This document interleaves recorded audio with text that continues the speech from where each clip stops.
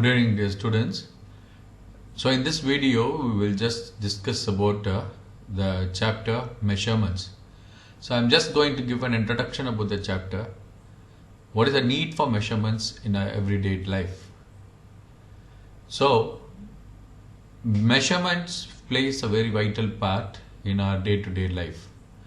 And right from early ages, the Greeks used different methods to measure time and also in architecture. So in the slides you are able to see the different forms of measurements. The Greeks had a span, a digit, a palm, a cubit. தமிழில் வந்து முழம்னு சொல்லுவோம், ஒரு முழம் அளந்து கொடுங்க அப்படின்றது, and a foot, பாதங்களின் அளவை பொறுத்து. So these were the different forms of measurements that were used in olden days.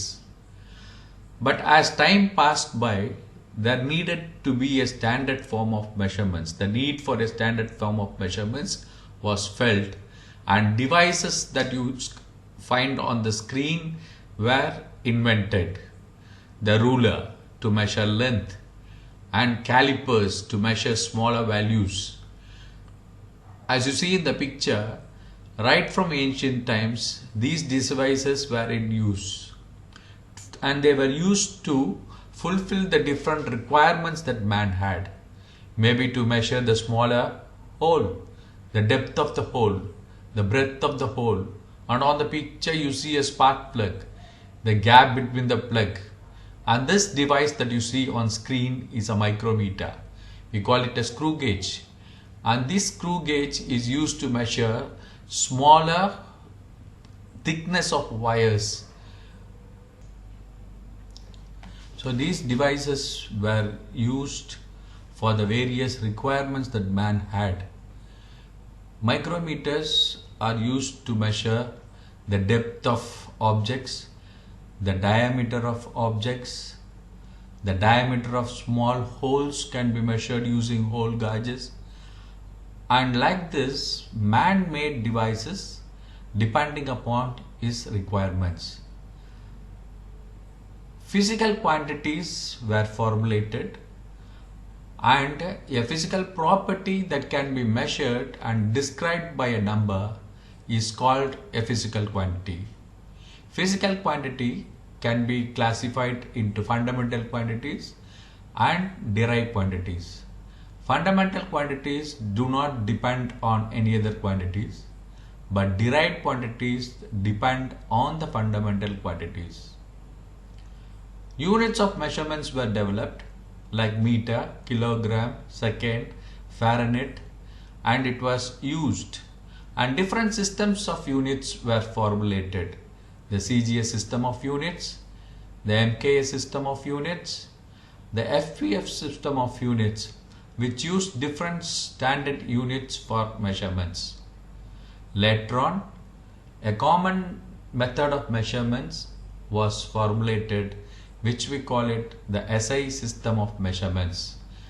International system of units called the Standard International, which is also called as the SI units.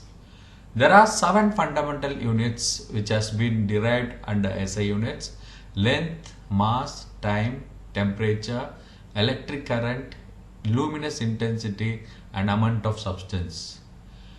And these units were formulated based on some international standards which we see on the screen. Rules were formed to write these units, and certain methods were adopted. Let us see what are the different rules that has to be followed while writing a unit. Full name of unit always starts with small letter, even if named after a person. You see on the screen, Newton is in small. Symbol for unit named after a scientist should be in capital letter. So N for Newton, A for ampere. Symbols for all other units are written in small letters. Small m is the unit for meter. One space is left between the last digit of numeral and the symbol of a unit. The units do not have plural form. Meter should be written as meter and not meters. Full stop should not be used after the units. 7 meter. No space is used between the symbols of units. Joules per second. There is no space between J and S. There are also prefixes used depending upon larger and smaller units.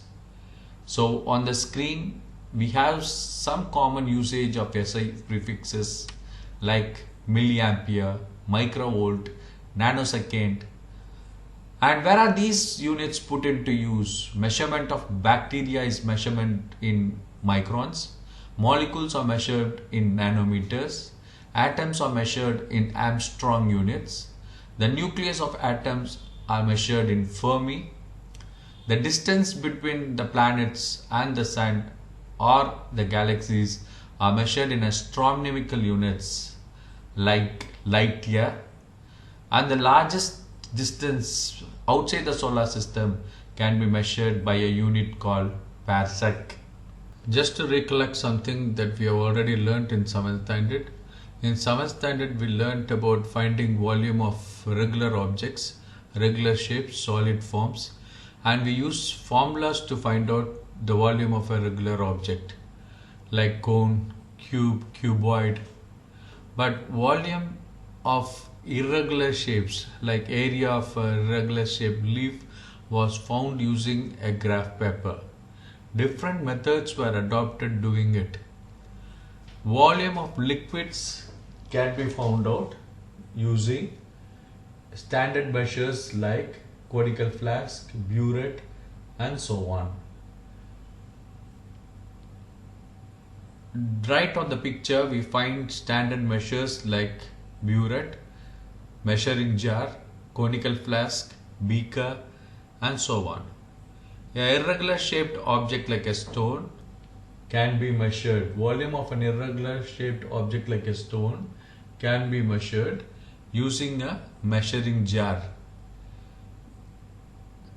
And we also discussed about quantities like density. Density can be measured by mass by volume. And you find that denser liquids does not allow objects to sink inside them. Longer distances were measured using astronomical units like light year and so on. A light year is the distance travelled by light in 1 year. Before beginning to learn concepts of measurements in the next class, we will try to recollect whatever we have learned in 7th standard. In your notebook, try to just draw these regular shapes and write the formulas to find out the volume. Thank you.